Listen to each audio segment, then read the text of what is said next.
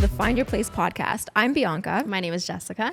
And today we are on episode 9 of the Find Your Place podcast, and we're going to be talking about the female standard, which encapsulates a lot of things, including my favorite topic, beauty standards, and how to sort of find your place before you lose it, much like I did and many other women do, long before they have a chance to program themselves correctly to be able to skip out on some of the damage that beauty standards and standards overall cause.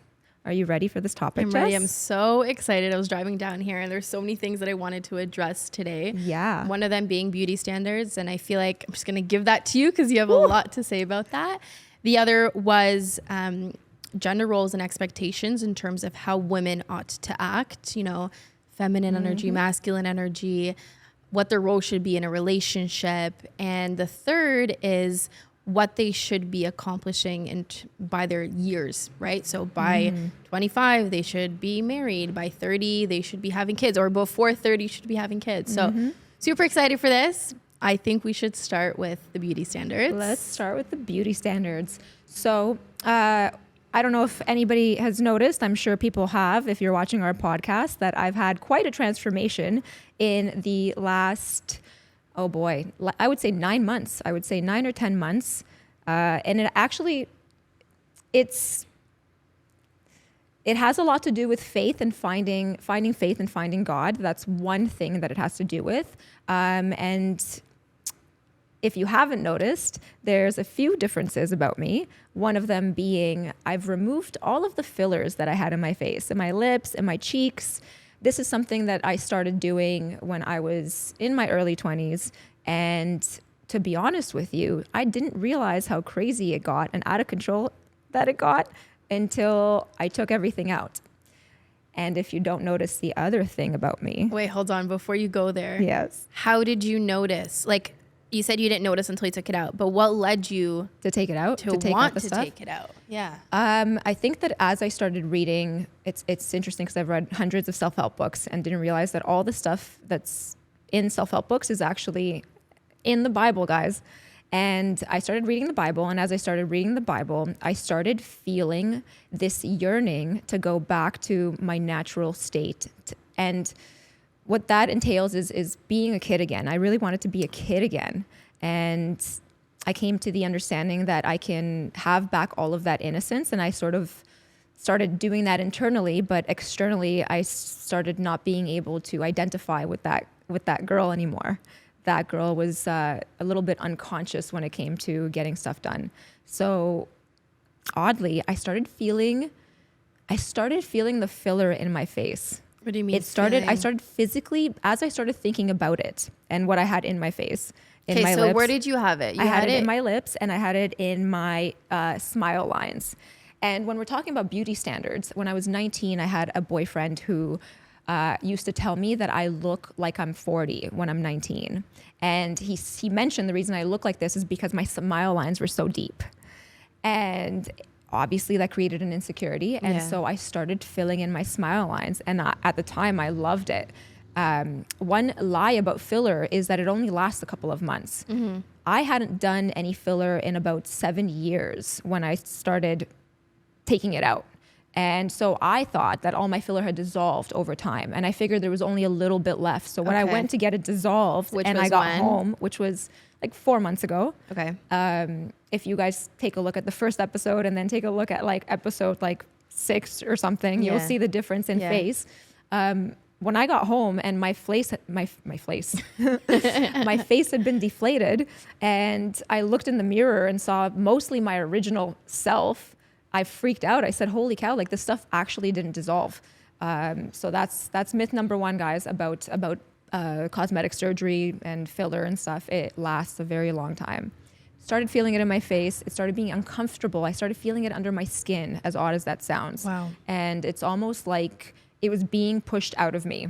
And so I had to get rid of it, and I did. When did you first start to get the fillers?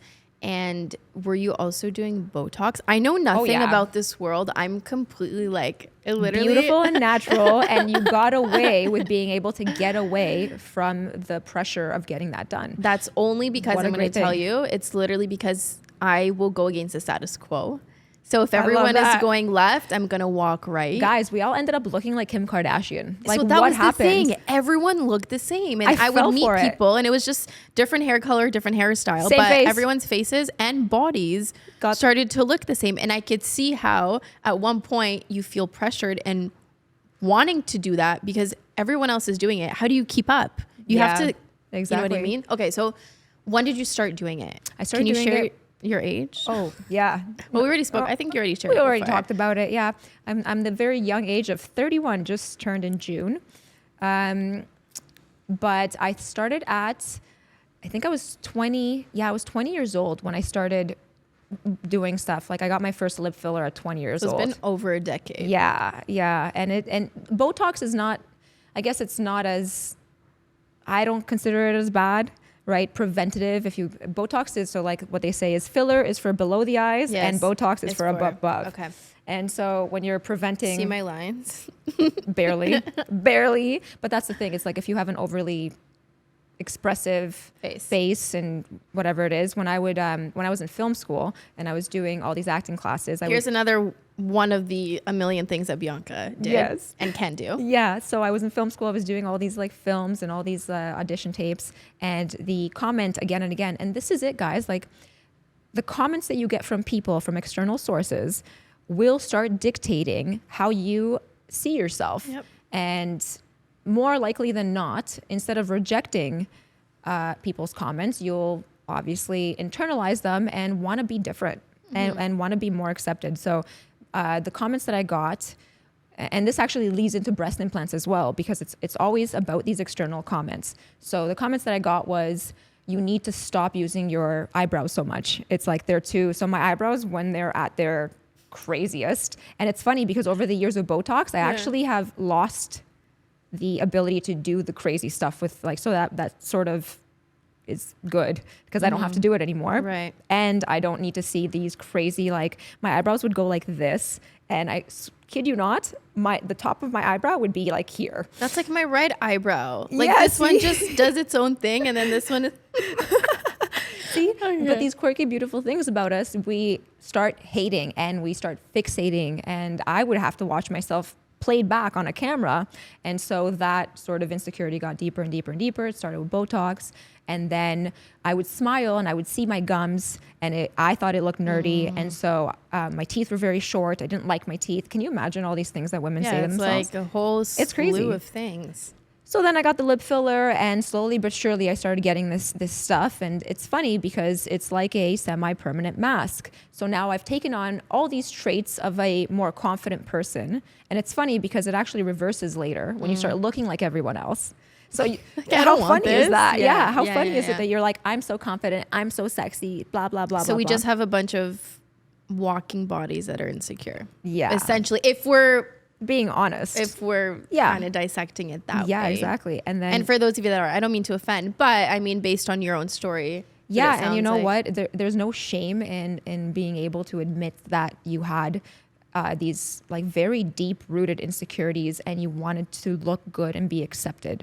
There's no shame in that. And actually, there's so much courage in removing yourself from the identity that you've created, which is this image that was imposed on you By external. people who had only a moment to say something. They said that for a second and they forgot all about it and went on with their lives. But it was imprinted on you, and then you took it, literally got internalized. It became a part of your identity, and then you carried it for the next 10, 20, 30 years. Right. Craziness. So then now you're at this stage where you've removed the fillers. And then there's also something else that you removed, Rather large, two large things actually.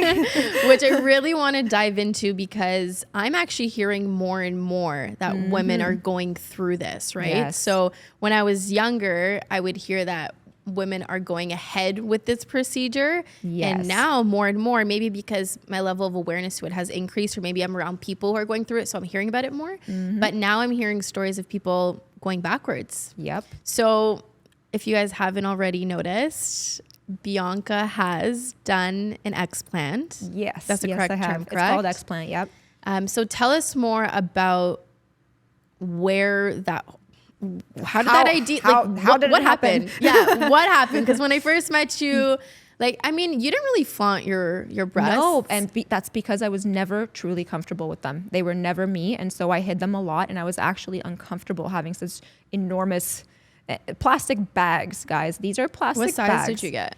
I was a small B when I'm pre implants, Which is when I was 21. So it started in the 20s, right? Okay. So 21, I was doing fitness competitions. And here we go again with the external comments. your body was kick-ass. My body was solid, but guess what happens? Boobs are all fat. So when you start working out, you lose your muscle or you lose your body mass. You lose your. So I would end up with nothing and do these shows. And unfortunately for bikini fitness, it's about the whole shape as a whole. And color. Well, like tan, I feel like you have to be a specific tan. Yeah. But in regards to the quotients that they measure, it's like you need to have the whole thing. And actually a lot of people don't, and they still win. So that's just a total misconception. But somebody goes ahead and tells you, listen, if you don't get implants, you're not really going to be able to get ahead in this, and you're not going to be able to grow your business and all this other stuff. Right. It'll just look better. And so that's how I ended up doing it. I was like, oh, okay, with no consciousness, no nothing. The morning of surgery, once I got out of surgery, I woke up, I looked down, and I lost it. I bawled, I cried. I had this realization that was, oh my gosh, what did I just do to my body? And I made an appointment that, first of all, they wheeled me back into the surgery room because I was panicking and crying so much that they didn't want to scare off the other patients. So they put me back, they sedated me, calmed me down, and then I was able to leave. And so like I made an appointment the next day to get them removed. I knew right when I got them that it was a mistake, and a lot of women don't know that. A lot of women, for some reason, love themselves with them for whatever reason, which is again the external reasons. And yeah, I never ended up doing it. Got used to them, and then over 10 years, started accumulating a million different symptoms, going to a million different doctors, trying a million different types of modalities to be able to start mitigating and fixing some of these problems that seem to be coming out of nowhere. Doctors are telling you that you're crazy, or that you're tired, or that you have this disorder, ADHD, or that you have this autoimmune disorder, or that you have fibromyalgia, which is a slap-on diagnosis if you have all this chronic pain and inflammation. So it takes years before women start finding out that breast implants are the cause of their problems. And what is the name of this? Breast implant illness. Breast implant illness. And some of the symptoms of that are, first of all, there's a list of like 50. But what did you feel? What I felt was, oh man, I got the diagnosis for fibromyalgia. I was told that I have carpal tunnel, tennis elbow, golfer's elbow, thoracic outlet syndrome. I was experiencing extreme bouts of fatigue to the point that I was actually incapacitated when I was younger. Until they put me on something called Provigil, which is narcoleptic medication, which didn't work. I was still tired. And then I eventually got the diagnosis of the ADHD, got the ADHD medicine. That started helping me wake up and become productive. Right. Until you crashed a little bit later. But there was still so much chronic pain. We're talking aches in the neck, aches in the shoulders, running down the arms, all this nerve pain, all these problems. And yeah, I had no idea what it was. Saw a chiropractor, a physiotherapist, a massage therapist, and an acupuncturist once a week for like 7 years. And then it's just... Well, the odd thing is that I found... I love that you already know what my question is going to be. I'm so sorry. I found an amazing autoimmune drug that nobody talks about because it's very cheap to make, and you got to look this up if you have any chronic pain or autoimmune disorders, Hashimoto's, MS, all this other stuff. It's called low-dose naltrexone. It was initially used to help people get off of alcohol, but they found out that it works on these types of receptors that starts blocking this nerve pain. There's no symptoms. It's the longest studied drug that we have. Oh, wow. You can go onto Facebook and find Facebook groups for LDN. It's called LDN, low dose naltrexone. And you can start reading people's stories about it, and people with chronic disease, chronic autoimmune disorders, they get their lives back from it. So because breast implants because of putting them in, your body attacks itself. Your immune system goes to crap and it's no longer able to take care of you. You are in a state of perpetual inflammation. And so you present with autoimmune disorders. And so when I got this drug, all of my symptoms, it's not that they were fixed, it's that my perception internally of them was blocked because of this miracle drug. And it really is, because if you don't have implants and you do have autoimmune disorders, it is a good place to look, a good place to talk to your doctor about it. And so that's how I ended up living, because I was able to mitigate all of these problems that I had and sort of mask them with an overconsumption of caffeine, ADHD medicine, and this LDN. I stopped, because I was functioning, I stopped looking into why I was that sick. I just figured this is how it is. So if you think this is how it is and you've gone a long time with that and you've had implants for a long time, it's time to start looking, is this breast implant illness? So essentially it's a Band-Aid solution, everything that you've done, all that medication, right? And so it actually makes me think of things that I've personally gone through where you're offered the Band-Aid solution. So growing up, I think it was in the 10th grade, I got terrible acne and my mom was like, what's going on? Okay, maybe it's Accutane. So exactly. So maybe it's, me going through puberty, but at this point I'm already in the 10th grade. I don't know. Then in the 12th grade, it got really bad. And my mom has never had any issues with acne. Like, she has incredible skin, knock on wood, like phenomenal. My dad, my brother, but it was me. And I'm like, what's going on? So I went to the doctor, ran a bunch of blood tests, blood work. And they said, oh, well, you have a hormone imbalance. I have too many androgens. Hormones. Exactly. So they're like, you have something called PCOS, polycystic ovarian syndrome. Too. And for many people, it shows up in different ways. Some people have cysts, others don't. I didn't have cysts, but I did have symptoms of what PCO is, which is acne. So when I wear makeup, it's because I have acne scars. I hate makeup, but I'm insecure about the scars because I look like Don't say it. like I don't like it. Okay. Yeah. And so, it was really difficult for me to lose weight.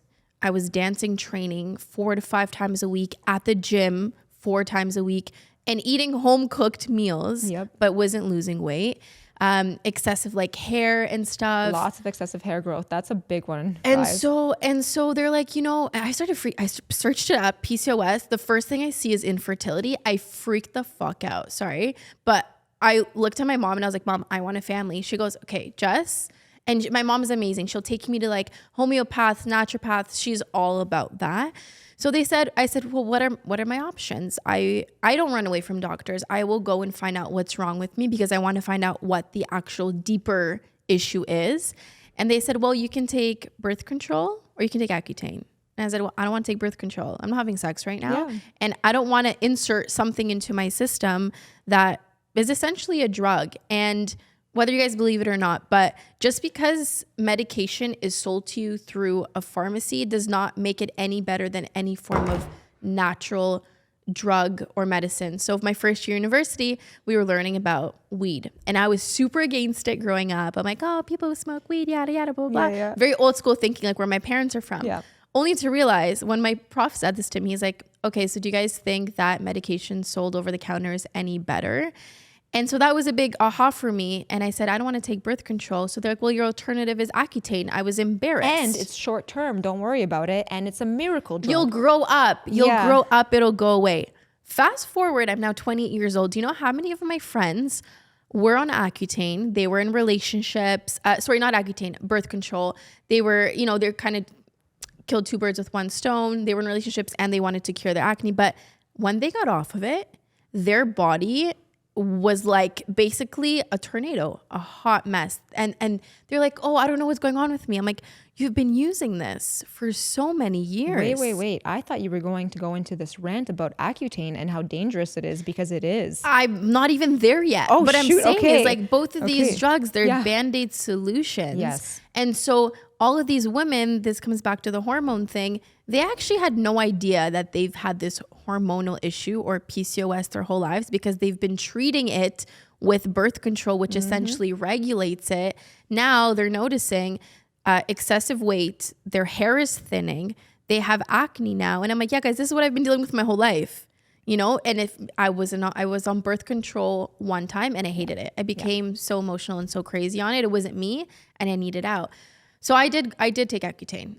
I was so desperate. I did too. And for how long? I took it for only 3 months and my acne went away. Girl, But mine it was wasn't 13 a lot. months. Yeah, Mine I didn't have was- a lot of acne. I I shouldn't have been on it at all. But these doctors. No, I went on it and I had my side effects were not as bad as a lot of people's.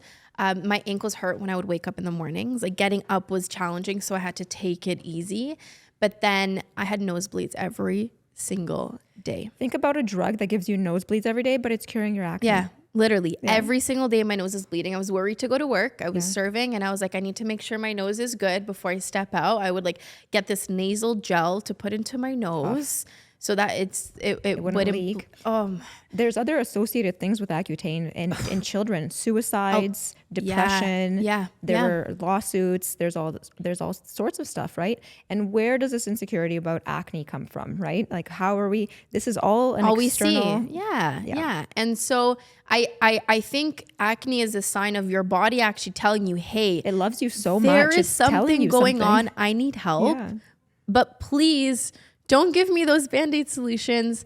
I need something on a deeper level. So 2 summers ago, I went to Vancouver with my best friends. And over the years, I started self-diagnosing. I really listen to my body, as do you, and it gives me signs. So I used to love eating pasta. I don't know if people say it. And so I had to stop eating it because my tummy started to hurt. Then I started to notice that my tummy was also hurting when I was eating bread and stuff. So I kind of started getting rid of those things in my system. And so I started to say, okay, maybe I'm intolerant to certain things, right? So I went to Vancouver. I ate everything possible. I'm like, let me go see where my body's at right now. We ate everything. We indulged. When we go travel, my best friends and I, it was the first time we actually did something big.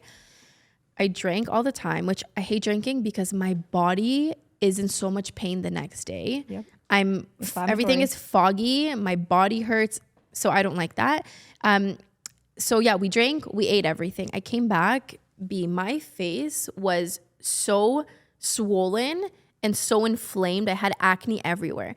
And the thing is, I don't know, for those people that struggle with acne, if you've done enough research, like where it appears on your face is an indicator of what's going on internally in your system. It's your gut. It's actually your gut. Yes. Your gut is dictating your face. So I didn't have it up here, which I did when I was younger, but it all started getting on my cheeks and on my chin here. So when you look at like Chinese medicine and stuff, it'll literally, if you could look at a face and it'll show you where it is. So for me, like on the chin is a hormonal thing, and then on my cheeks was digestion. Mm-hmm. And so it was a clear representation. The whole weekend I ate crap and I drank, which I shouldn't have, and then my face showed, hey. Now imagine you had this lifestyle, you didn't know any better, you went to the doctor was like, get on Accutane. You're left with depression and suicidal thoughts. Yeah. And still eating and drinking all the horribly, crap that you shouldn't, that your system is telling you. Creates more of that. Yeah. That's our system. So I went to a naturopath. I said, hey, came with a book. I literally, was like, sounds like you. These are, I did research on this topic. Here's what I've been struggling with since the 12th grade. That was in 2012. We're now in 2022. It's been 10 years. Have I solved everything? No, because my system still is reacting to certain things. My periods are now finally regular, thank God. But I think that still I haven't treated everything. And I went to her and she said to me, she goes, look, you may not want to hear this right now, but PCOS is a symptom of a deeper rooted issue. Your issue is not PCOS. Your symptoms you're seeing there are happening as a result of something deeper. You need to run a bunch of tests and figure out what's happening. Then we started talking about my thyroid. And what she was saying is, I said, do I have an issue with my thyroid? And she goes, well, when you go to a doctor, they'll tell you no until you actually have the issue. But at that point, what do you do? So it's just getting, I think all what I'm trying to get to is we need to get to the root cause of what it is and what's bothering us, right? And our body is such a beautiful thing. So yeah, taking this medication is definitely a Band-Aid solution, but and in most cases it does actually cure it completely for the rest of your life. Some people some people have not had symptoms, just like some people don't have the symptoms, I believe, yet with breast implants. And so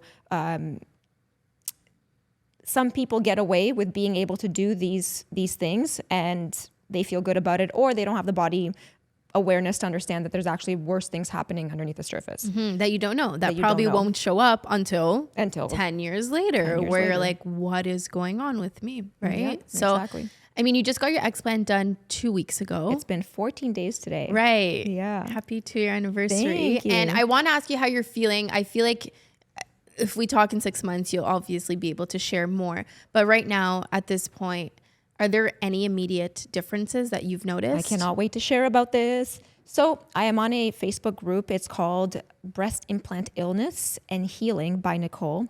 It has about 200,000 women who are all going through the same thing. There's actually a lot of other groups at 50,000, 70,000, 12,000, 30,000. There's so many groups. It is insane how rapidly this is catching fire and becoming more and more exposed. It's obviously not mainstream yet, but it's becoming so. If you go and look on Google, just Google breast implant illness face, click on the images, and you'll see people's before and afters of their faces. There is a actual aging. It pulls the moisture out of your face because your body's so busy fighting these implants for so long that you're pulling your own moisture out of your body. You're pulling everything out of yourself, and you look older because your body is older because it literally cannot take care of itself. Did people ever guess your age when you had all your implants in? Well, I obviously... Sorry. But here's the thing, masking. Fillers, sorry, they're not implants. But that's what I'm saying. Implants. But that's what I'm saying is that you don't even notice how bad you look underneath it, and you think you're just aging, and you think you're just... For me, I was just like, I had this complex of being old from when I was 19, from having that one comment from that kid, that I ended up thinking that I looked old. And so I was fixing it along the way. And I didn't notice that my face had aged because I kept falsely fixing it. Right. So, continuously. How often were you going to get these fillers in? 6 to 9 months, like every 6 to 9 months for like 2 or 3 years. And then honestly, it just stayed. So like I probably did it for a good 2 or 3 years. Pretty consistently, yeah. Like top ups and stuff like this. How much did you spend on all of this? I don't even know. We're talking thousands? I think one syringe of filler, depending on the kind of filler that it is anywhere between like $600 to $1,200. So, but it's one syringe is a lot. Like you can fill your lips and you can definitely fill some of your like lines. Like you can do a lot with it. Right. And the body's actually supposed to metabolize it, but it honestly didn't. I hadn't done it for like 6-7 years and still had so much product in my face. Wow. Yeah. And how about your breast implants? How much were they? Breast implants, to put them in, are about anywhere between $8,000 to $10,000. Okay. And now here's something that maybe some people don't know. Was it free to take them out? No, it's another $10,000 to $14,000 to have it done by a skilled surgeon who knows how to take them out completely, because there's this thing called a capsule, and a capsule gets built. It's like a layer of skin. It literally encapsulates the breast implant because your body's trying to protect you from this foreign material that you've put inside of your body. And so if you don't take out the capsule, more oftentimes than not, improper removal and leaving the capsule in continues on the breast implant illness symptoms, which would make sense why some doctors are saying that, a lot of women remove their breast implants, they still have symptoms. That's because they didn't have a skilled surgeon to take out all the toxic stuff that's causing the problems inside of them. So you have to take out the capsule. You have to find a good skilled surgeon who can take that. Your capsule gets attached to your rib cage, and because it's your skin, and so they have to very carefully dissect the whole thing and make sure that there's a small risk of actually putting little holes in your lungs. So you have to be very careful. You have to find a skilled person, and you have to have it all removed. Otherwise, there's no point in even removing them. You will continue to have symptoms. You got them removed here though, right? I got them removed in Montreal with a doctor who believes so much in breast implant illness that he no longer puts implants inside of women. I had to find someone who believed in this and wasn't putting those things inside of women, knowing full well what they cause. But there was a question you asked me that I'm pretty sure I veered off of. Do you remember the last question that you asked? No. Shoot, it's okay. I asked you before, how are you feeling now? There we go. That's the one. And then I think in 6 months, I kind of want to see. So on these forums, on these Facebook groups, I would read that a woman would wake up from surgery and she would post automatically a few hours after surgery in the group saying, oh my goodness, I feel like somebody gave me my life back. My fatigue is gone. My chronic pain is gone. My mental fog is gone. I have no more pain. I feel amazing. And so because I'm overly rational, extremely critical thinking, I'm looking at that and I'm thinking, well, you feel really good because you're probably very high from pain meds right now. So like, I'm going to take that with a grain of salt. So I follow their journeys, and all of them, I don't want to say all of them, 99% of them still have a very small amount of symptoms. Most of them are resolved. I didn't believe that I was going to have my problems resolved at all, and I didn't want to set myself up for failure. So I said, you know what, if I feel 20% better, at the very least, I can take over the world because I'm not performing the way I want to perform. So even 20%, honestly, even the weight of them, getting rid of the weight of them could actually benefit me in my life. They are not lifetime devices. And now... Say that again. They are not lifetime devices. These are prosthetics for cosmetic purposes. They are plastic bags filled with a material, which, by the way, nobody asks how they're made, what they're made with. They just tell you it's safe. There is no consent. There's no informed consent. And if you knew what was inside of them and how they were made, you would not put them inside your body. You can buy, I think, and correct me if I'm wrong, somebody, if you want to do the research, but I found a pair of implants, brand new in box, online for $250. What? So I don't know what they actually cost the doctor. On Amazon? That's what, not Amazon, but I was looking at some sort of medical website that was selling them to doctors. And I don't know if this is actually across the board, but even if they cost $1,000 to buy, think about the idea that you're paying, you're putting $1,000 product or a $200 product into your body for 10 years. Yeah. Think about that. That's insane. Like, how do we not think about that? Yeah. So these women had these symptoms. They were resolved. They felt amazing. The second I woke up from surgery, I could not believe how good I felt. You know when you get a new iPhone and you have the plastic film on the iPhone and you take that film off the iPhone and you can see your screen? Somebody did that to my brain. I woke up with that to your brain. Well, the doctor did that to my brain. He took these things out. I woke up, I had no more mental fog, and I felt amazing. But I was very skeptical still because the pain meds are obviously very strong. Right. And so I didn't want to get too excited. So I waited before I spoke to anyone, and I just sat and waited until I could say I actually feel better and I'm not on pain meds. Right. I stopped taking my ADHD medicine for about 10 days. I ended up starting again because there was like mentally straining things I had to do, took it and whatever. But now I don't have to take it every day. I know that. I stopped taking my pain meds. My inflammation, my chronic pain was pretty much completely reduced out of surgery, has started coming back a little bit, but I'm like 90% better in how I feel inside of my body. I wish I could give women who have symptoms, I wish I could give women who have their breast implants 5 minutes of how I feel without them. So they can really know, because even if you have them in, you actually don't know the difference. It's probably been so long. So you're like, oh, I don't have symptoms, but you're exhausted all the time. You can't keep up with your kids. You have weird shooting pains in your body. You have hair loss. You have rashes. You think it's coming from like... You think it's hormonal. You think it's just being a mom. You think it's this and that. And you never, ever look at the implants. And this is such a shame because women are being so... We're not talking like...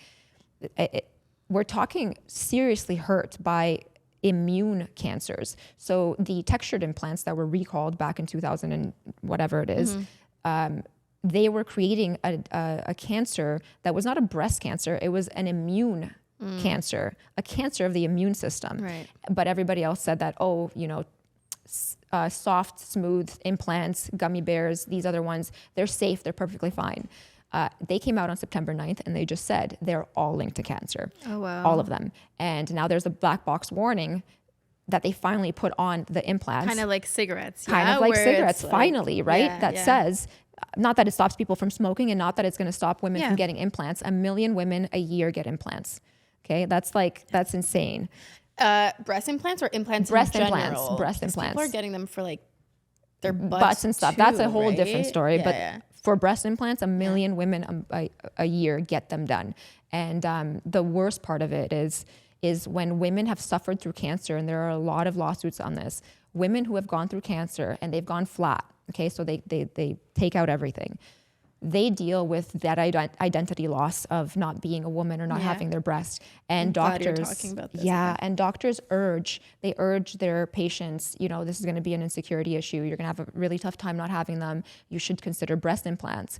Or, but before the breast implants, they do something that's called stretching out your skin. They're called extenders or something like this. Okay. And they put this device inside of you that starts stretching out your skin because you're flat. And those things are highly toxic already. And once you take those out, you put the implants in. So you've already put your body through so much damage. You've already had an immune disorder, cancer, all these things, this trauma. And now you're putting in these implants. There are an enormous amount of times that these women get cancer again, a different kind of cancer, from the implants. And they just got cured. They almost had their lives back. Right. And so it's such a dangerous thing to not talk about this, because they're slowly killing us. They're killing us. And yeah, I cannot talk enough about it. And I know that if you're a woman out there and you have implants and you have some symptoms and you might be in denial about them being the cause, and they might not be the cause yet. I believe that eventually, if you wait long enough, you will present symptoms of a sickness related to the breast implants. And to just be brutally honest with yourself, to seek out the information, to see if it's possible for you, because you could save your life. And yeah, that's all I got. I know you got more. definitely got more. I got more, but okay, so I want to kind of jump into the other topics, but before we do that, do you find that having those implants made you feel more feminine? so the crazy thing is for a long time, I didn't feel more feminine. I felt more of a woman. So like, I didn't feel like a girl. What does I that felt even mean? It sounds so silly, but I felt like I was being viewed as a real woman. Because we associate women with breastfeeding and having big boobs and mothers and whatever it is. So like being a woman, I know that sounds crazy. I look No, back it doesn't. At it now That's your truth. That's how you felt. That's how and I you're felt. not the only one that feels that way. This is why I'm asking you I feel like a little boy with no boobs. Like that's what we associate it as, right? It's funny you say that, because I actually don't like having big boobs. I never wear a bra. I'm wearing a bra right now because I'm wearing a light colored shirt, but any opportunity that I have not to, it's a sports bra or it's a shirt where like, so free when the you nips, when I you don't look know. at all the different when you see all these different kinds of frame of minds, like Right. you can understand that you can actually change your frame of mind, change your perception on whatever your insecurity is before you do any of these extreme measures, right? Because I think that's what you're trying to get at today. Yes, that is it. It's right there. It's coming really from within. Yep. And that's where it starts. And right? and if you have any faith in your life, or you believe in whatever version of faith you have in your life, understand that you were perfectly made. You were perfectly made. You were woven specifically a certain way inside of the womb, and with some exceptions where you need to fix things for health. Cosmetic stuff is it's not going to fix anything. Yeah, it's not going to fix anything truly, and in fact might harm you so much. So like, take the time, please, to really look at where it's coming from externally before you make the decision. So that's making me think of real estate and homes. And during the pandemic, thank you for talking about this. When homes were literally just flying off the shelves, people would make cosmetic changes. And in Russian, we say to put on a little bit of lipstick. Lipstick job. And so that it's a cosmetic change, right? Internally, oh my God, we saw a sink, and it was the funniest thing. We could tell if you look at it from the outside and you don't actually touch anything, it looks fantastic. You open it up and then you notice that things were just not done the way they should have been. So really at the core, there could be a deeper issue, but the cosmetic change is making up for it. And I think really what Bianca and I are trying to get at is, when you better understand yourself and you find your truth and who you are, you're really able to heal whatever those things are. Interestingly enough, I was teaching last year, and there was a student that came up to me. She was a dancer, and she had told me that she was dealing with, I forget what it's called, but her back was not aligned. Scoliosis. And she was very, very young. And I had followed back up with her this year. Did she do a surgery? She didn't do a surgery, but we followed back up and we had a conversation. And essentially with what we study, I really ultimately think any of our issues that we have are coming from deep inside. So this hormonal issue that I have, I really think there's something deeper, and I think I know what it is. I shared with you what happened to me. But so I suggested, she said none of the doctors could help heal her.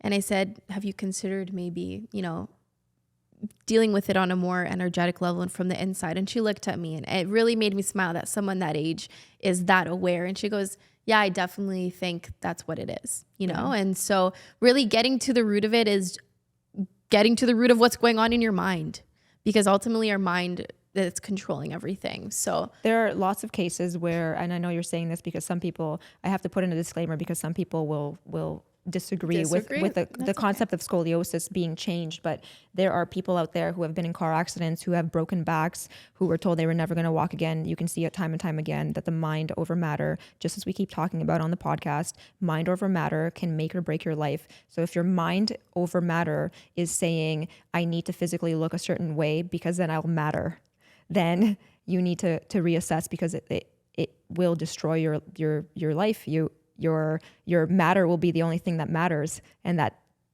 doesn't matter. That doesn't matter. How crazy is that? Yeah. People are gonna have to rewind. Rewind that. But seriously, right? Like physicalness over the spiritual component of our spirits.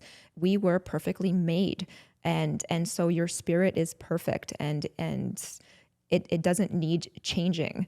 And so as long as you get right with your spirit, you can wear it on the outside. Yeah, I love that. I love that. When you say mind over matter, it reminds me of that time where I broke my foot at Sky Zone and I went to the hospital. And everything that I do involves me being on my feet. Dancing, at that point, I was also serving while I was in school, and I was at the gym very often. I use mine to run away from responsibilities a lot, but that's... So I broke my foot. And it was my pinky bone, so the fifth metatarsal bone, and I broke it and displaced it a day before my mom's birthday, 10 days after I came back from living in Switzerland for 6 months. Oh boy. And I don't think this was a coincidence. I think this happened for a reason. It really slowed my life down. I started to volunteer more because I didn't have time for dance and other activities. And I was spending a lot more time with my family and volunteering, serving the communities that I believed in. And when I went in to go talk to the surgeon, I looked at my feet, so gross. I'll show you a picture. My foot was literally like swollen. It looked so bad. And the first thing I asked him, I didn't care about anything. I was down to go for a surgery. I was okay with that. I said, will I be able to dance? That was, that's my baby. He looked at me and said, You'll never be able to dance again? He said, you'll be able to, but you'll never be able to dance the way like you did before in your heels. How did he know? Oh, okay. In your heels. I was dancing salsa, was training consistently, right? And I looked at him. And as soon as I heard that, I started to bawl. But like I told you before, I go against the status quo. And if someone tells me no, I'm going to show them why it's still possible. The day I got out of my air cast, I went straight to my physiotherapist, Lior. He's incredible. He's in Richmond Hill. And I literally told him, whatever you're giving for me for homework, I'm going to do 10 times of that because I need to show this individual. And it wasn't anything against them. It was just more of like, my mind is stronger than anyone else's now. My mind is stronger than your external words that last a few moments. Yeah. They will not imprint on me. They will not become my reality. I'll say what my reality is. Yeah. And that's what it was. And I believe that doctor, like he's done a lot of surgeries and he's seen a lot of people. But I also believed in myself and in my mind and what I was capable of. And I'm still dancing. Yeah, occasionally my foot hurts me. Like I feel the pain, but it doesn't mean that I can't train it and get it up to speed to where it was before. And then I got back into the gym, and that was the healthiest and the most in shape I have ever been in my life. Strictly because I was so set on really proving to myself that like my body can get back to where it was so long as I believe that I can, and I am doing it myself. So anywho, I don't know how I brought that in, but you brought it in because of mind over matter. Yes. That's what it was. And so when we're having this conversation, it really makes me think about the importance of knowing what's true to us and what makes us feel good. And I bring this up because I asked you, did your breasts make you feel more feminine? No. And so you're saying no. And so I think for a lot of women, that's but they became case. a part of my identity. They came up. Exactly. But I didn't want to get rid of them because they became a part of my identity. I started making it mean that I'm a woman because of them. Because of them. And so this makes me think about the expectations of women in our society and how women ought to act and how women ought to look and by what time they should have accomplished X, Y, and Z. And I want to bring this up because I want to know your take on this. I know my take on this stuff, and this is a constant battle I have within myself because on one side, I'm hearing you need to already be married. And this is not just from family members, but this is also just from society, right? These are things. By this point, you should be this, that. I looked at a diary that I wrote when I was really young, and I said, by 24, I'll be married with kids. I'm 28 now. I'm not married and I don't have kids. I really would love kids and I would love to get married, but I'm not there yet. Yeah.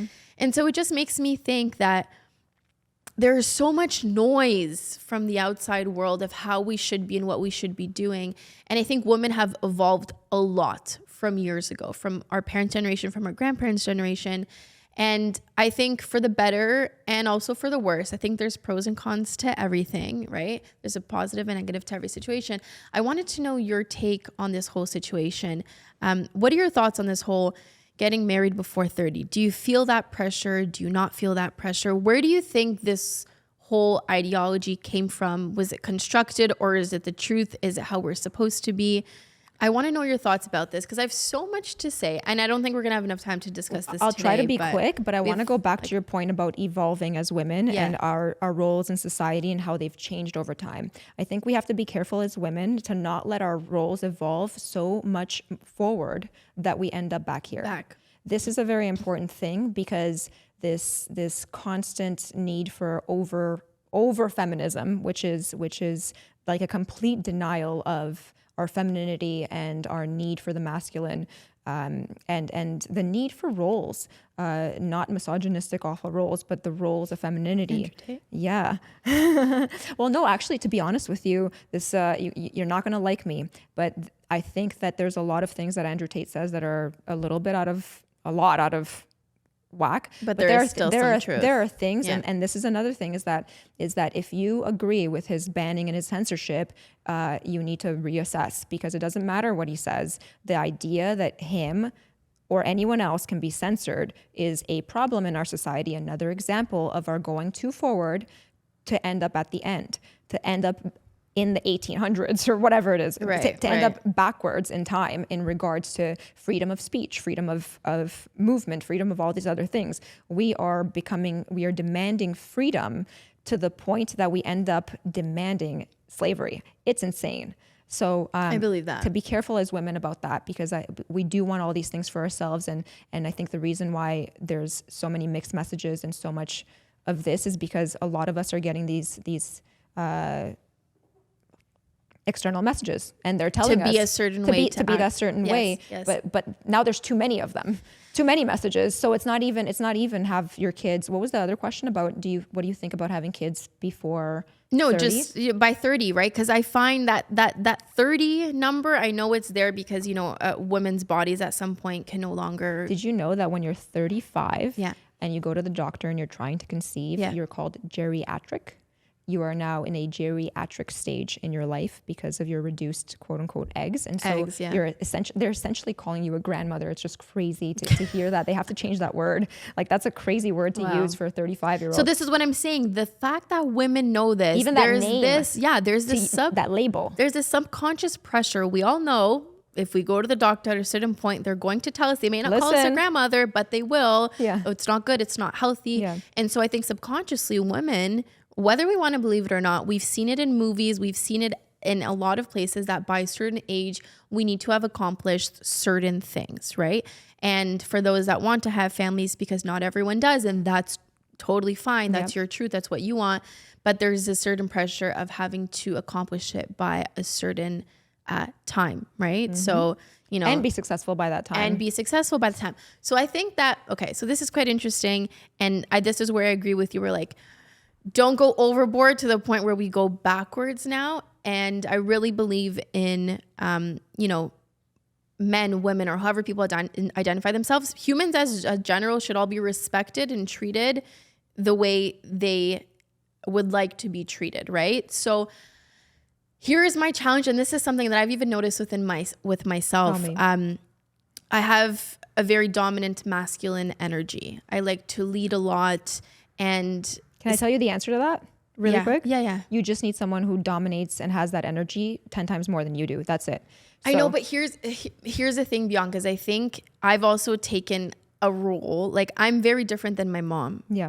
I'm a nurturing person in general, but because of my expectations of having to be a certain way and to accomplish certain things and to get to somewhere at a certain point, which I think a lot of this industry that we're in encourages that, it's really hard for me to step into those more feminine roles, and I would really like to be, but it's been a bit challenging for me. And so what I've seen a lot is, and people may disagree with me, it is what it is, but not everyone, but a lot of men are stepping out of their quote unquote masculine, and women are stepping more into it. And now I think that there's this disbalance.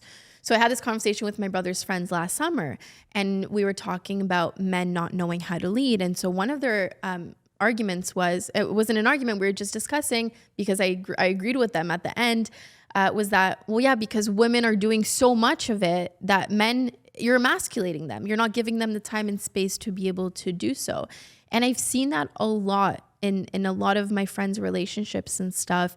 And, women are really stepping out of what their feminine is and stepping more into that. And now there's like this disbalance in relationships. So here's the crazy thing is that I've been like this all my life. And there are times in your life where you're going to come across people and you're going to settle into that femininity that you're talking about. So it's actually not that you are a masculine person. It's that the personalities around you often dictate that response. Right. So it's really not a core identity. I think that when you meet the right man, that something gets comfortable inside, and something relaxes and takes a breath of fresh air and goes, oh, I could be a girl, I could be a woman, because he's got that covered. And like, yeah, that's true that doesn't happen as much anymore. But we'd have to go into society, culture, brainwashing, the whole matrix of society that's creating weak men so that women are not protected, so that they can create rules and laws that dictate both of our lives. Because you weaken our men, you weaken our protectors and our warriors, right. And who's going to fight for us? Right. We're just going to have to do what they say. Right. So there has been a very slow implementation over the last 20, 30 years to create men and turn them into like very weak versions of themselves and very confused versions of themselves, and an agenda to push this overly strong femininity that again brings us backwards, but it looks empowering on the outside. Right. And so it's about I think being able to look at a man and for me, I've come to the conclusion and to the my own personal goal in my life in regards to men is to empower every man that I meet. And that means to be comfortable in my role as a woman and in my role as a woman who's a nurturing, empowering person versus being, being defensive about everything and being on edge, trying to protect myself because he can't protect me and all this other stuff. I think that we can help our men become more masculine. Yes. Because here's the thing is that, I hate to say it, there are conscious men out there, but women generally have more consciousness and they have more self-awareness. Right. So it is kind of up to us to maybe start consciously turning it down so that we can start empowering them. And it might not be super authentic at first, but once you start seeing the change in them and they start getting that sort of confidence to become more manly, you start getting more comfortable. So we might have to take a small risk at the beginning and play dumb and smaller, which is what you're probably getting from this. And it sucks. But that small thing, it's like, if you want to change, you might have to be the change you want to see. Yeah. So it's interesting. I was listening to a podcast with Lewis Howes, and I think it was some like relationship doctor, and he was saying how women have to allow for this space for a man to know it's okay for them to act and for them to be a man. And he said, you know, women were sending him questions and like saying that if they're in a room with a man and they both find each other attractive, if the man doesn't come up to her, then she's completely not interested because that's not the partner that she's seeking. He's not a leader. He's not going up to her. But he brought in a story from like back in the day from history where no. He's like, hold on, let's look at this. You have to allow for them to see that it's okay and it's safe for them to come up and approach you. If it's one man and 5 women, like, you know, how many men are going to feel comfortable to do that? So he gave an example of how back in the day, I don't know who it was exactly, but a woman would drop a handkerchief when That's she's funny. walking by a man for him to think Here that, you go, ma'am. that You dropped he's this coming handkerchief. to help her. Yeah. Because when a man knows he's there to help, that, you know, gives him that sense of like, I'm here to, you know, protect or whatever it is.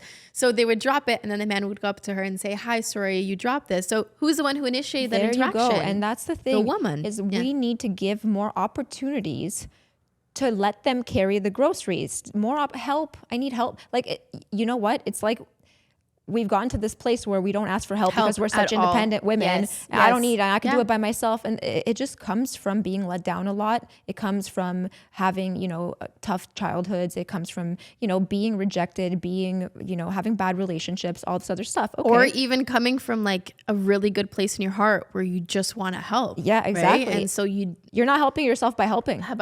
Yeah. And so stop helping. Ask him for help. Yeah. And it's okay to ask for help. Yeah. It's okay to be vulnerable because a lot of people associate help with vulnerability. If I ask for help, oh no, that means I'm being vulnerable. That means I'm showing weakness, a sign of weakness, right? And when I backtrack to certain interactions I've had with certain people, when I've allowed for that space and I've shown vulnerability, but it wasn't even vulnerability. It was just really acting true to who I was. How that interaction went was clearly the way it should have gone without any hiccups or hesitations or anything. Mm-hmm. So yeah, I definitely think that creating the space is super important.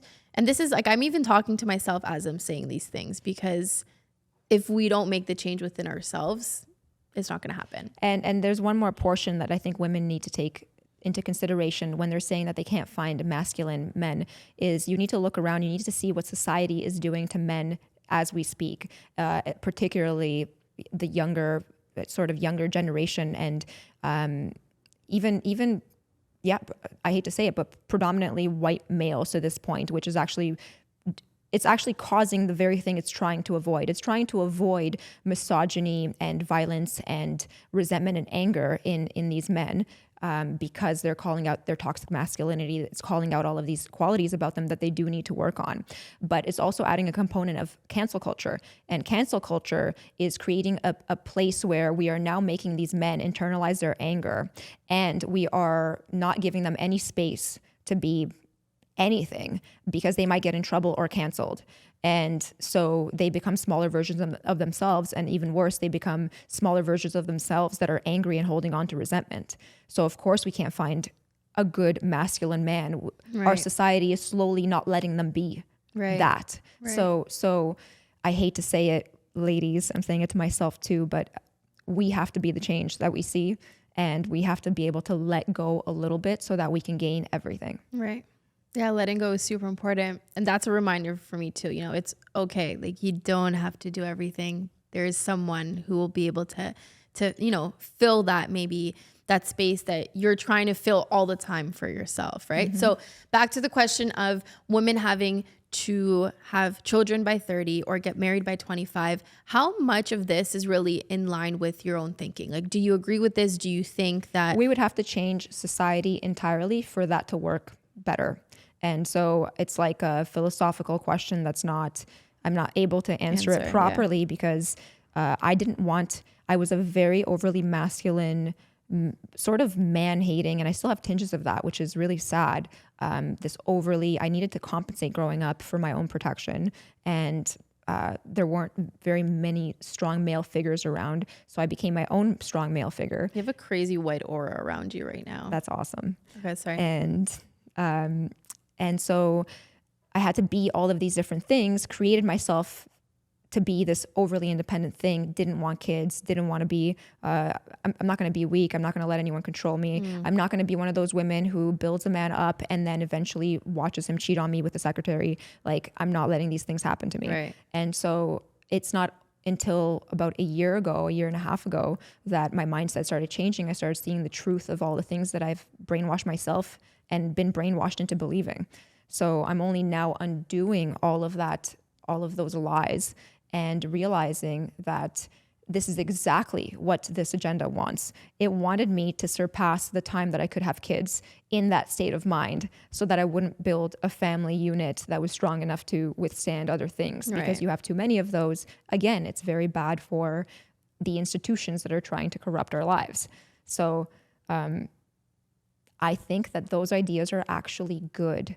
That we should, but we need to strengthen our men to the point that we know that when we're younger and we do get married and have these kids, that they're strong enough and devoted enough to their families and to us, that we can take on our roles, whether that's staying home and working, staying home, not staying home and working, whatever it is that you decide to do with your partner, but we need to allow for that to happen. And unless we have strength at home that's supporting us and keeping us stable, and not just in a financial sense. Right. And that concept of getting married young is actually so ridiculous. And it's why people press up against it so much, because we've lost what it means to be a good, integrous person, where we go through everything together. We choose each other. Cancel culture, hookup culture, whatever, dating culture. Right. You're not dating to marry anymore. You're literally... So there's no stability there. And because of the non-stability, women are always looking for the next thing that's going to make them feel stable, right? Men hate that. And a lot of women are finding that in their careers. Yes. Right? Because that's, for them, that becomes that stability, that becomes that one thing that they know is constant. And I'm an example of that person because of the fear of not being able to find a partner for many reasons. Yeah. I have now found that, okay, well, if that's not stable, then I could find that in something where is dependent on myself and what I could do. So there it is. We destroy society's men, and then now we take away the thing that stabilizes women and femininity, and then they have to go look for that somewhere else. They find it in their jobs and careers, and ultimately they find when they're 35 and 40 that they regretted the whole thing. It's an actual statistic. Career focused only, especially if you even have a tinge about wanting kids, ends up in an enormous amount of regret. That you realize that was not really the path that I should have taken. Mm-hmm. But it's a path you're forced into because there's no place to sit in stability. And that's partly your fault. Yeah, I agree. So I most definitely agree with you. Yeah. And so that's when you have to, last 2 weeks ago when we were talking about leadership, and you were saying, can a leader check back in with themselves, and can they see what their own flaws are, you know? And so I think that's ultimately what we have to do. Stop blaming everyone else around us, because if you're constantly seeing the same pattern happening in relationships, romantic ones, or in relationships, it's not all men. It's literally, it's not all men. It's not all women. It's an exchange. It's coming from two different places. Yeah. And so oftentimes half the person to blame is yourself, right? Unfortunately, so that's that. Yeah. Alrighty. I think it's time. I think it's a little bit over an hour. Is there anything else that you wanted to touch on? Let's see. In regards to, I guess in regards to just being okay with, not being okay, doing an assessment. You were talking about leading and following a second ago. I'm sorry that I just had 17 thoughts. That's okay. So we were talking about sometimes being a good leader means being a good follower, right? And so if you're a woman in regards to relationships, sometimes, and you can hold on to your leadership, but maybe the answer is in the following, right? Yeah. So you can give up the leading to follow, which makes you the great leader that you really are. You just have to reframe it. You have to reframe what you think about your body. You have to reframe what you think society thinks about your body and your job and your career and all this other stuff. And how you should be. It's all in that. And I was listening to something, we can end with this because it's so damn powerful. I'm Christian, obviously. I keep talking about faith and Bible and stuff. And Ed Milet, I watched his, I know, right? I love him so much. See, okay, if you guys want, if you're a man and you might want to model yourself after something, watch Ed Milet. Okay. His vulnerability is incredible. This man and his strength. He's wonderful. I think it's just, he kudos, literally, Ed Milet. Kudos. Yeah, we you love guys you. should. He has a book called The Power of One More that we're reading right now. And there's also an Audible version of it as well. So I do both. I drive, I listen to it. And then when we're reading, different things stand out. So what he was saying, and it changed my perspective literally today, and now I'm never going to forget it. So believes that when you get to heaven, that God presents you with the person that you were meant to be, that he created you to be. And he says, if you don't recognize that person and you're not best friends with that person, that would be personal hell. It would be to get to heaven and meet the person you were meant to be and it be a stranger. Wow. So stop dictating who you are by society's external measure and start deciphering and discovering who it is that you were woven to be and made by God in the womb. Who were you meant to be? And when you meet that person in the future after your death, pray that it's the person you are and it's a mirror of you and not a stranger. Beautiful. I love that. Where did he say that? Was it one of It's a YouTube. It's like a TED Talk. Oof. Okay. Amazing. Incredible. Ed Milet.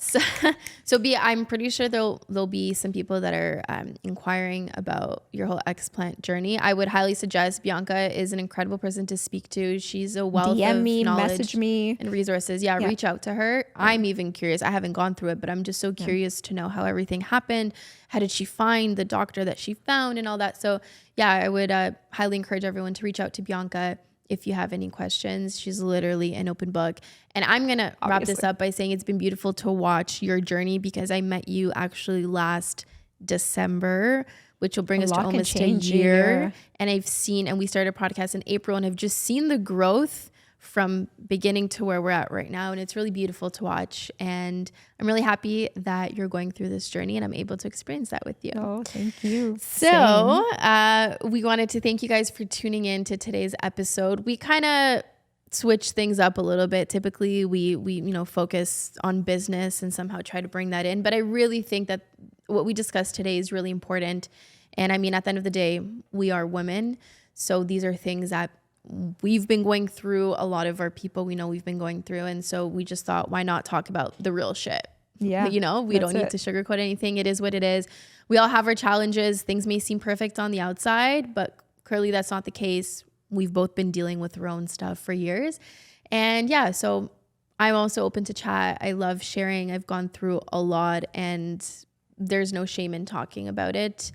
And yeah, I think we just need to encourage more of that. So thanks for sharing your story with us, Bianca. Thanks for asking. And we will see you guys back again in a couple of weeks. See you soon. See you.